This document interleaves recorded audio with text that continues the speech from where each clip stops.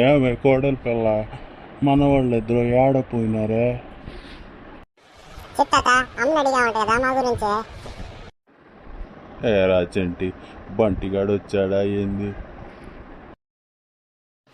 తాత నేను వచ్చాను కదా, కనబట్లేదా నీకు? నాకే కనపడితే నిన్నెందుకు అడుగుతాడా తాటకేమో కూడా.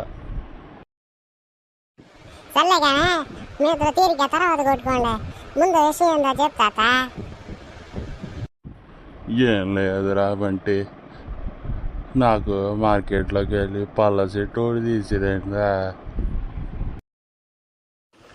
అయినా కానీ పళ్ళ చెట్టు పెట్టుకొని ఇప్పుడు నువ్వేమన్నా పాటలు పాడాలా ఏంది?